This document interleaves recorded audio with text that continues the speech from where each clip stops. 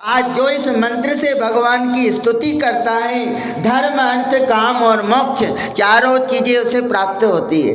तो भगवान शिव के उस ज्योतिर्लिंग, आप बड़े भाग्यशाली हो इस क्षेत्र की कि इतना दुर्लभ ज्योतिर्लिंग यहाँ पर है जिसके बारे में वेद में पुराणों में उल्लेख है। और इतना अति प्राचीन ये जो ज्योतिर्लिंग इसलिए भी महत्व है कि यहाँ पर नदी है। नदी का स्नान, नदी का दर्शन हमें बहुत पवित्र करता है।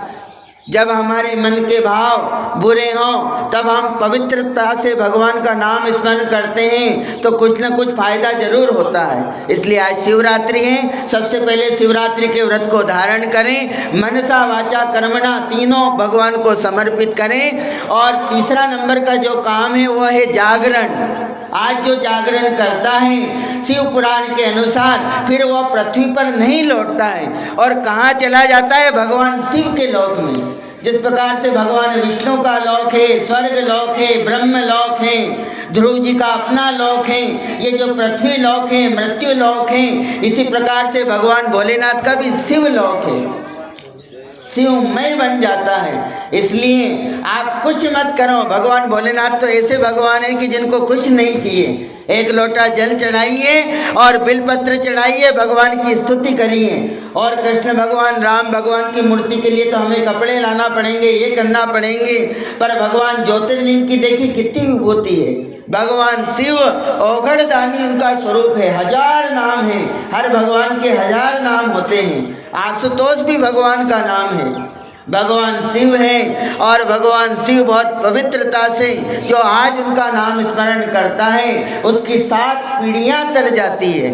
आपके जो पूर्वज स्वर्ग में हैं वो भी आज से आशा करते हैं कि शिवरात्रि के दिन तो भगवान शिव के सामने प्रस्तुत हों।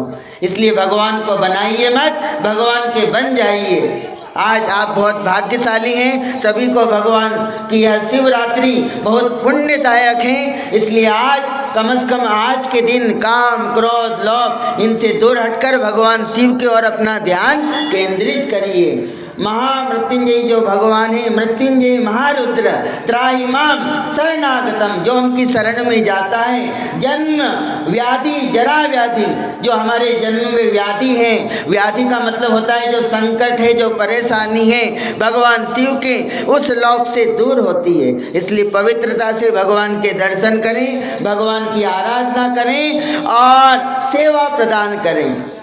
भगवान के सामने अपने मन को निर्मल जन मन सो मोहि पावा, मोहे कपट छल छिद्र न भावा। तुलसीदास जी ने भी देखिए बार बार केंद्रित किया है, बिन सत्संग विवेक न होई।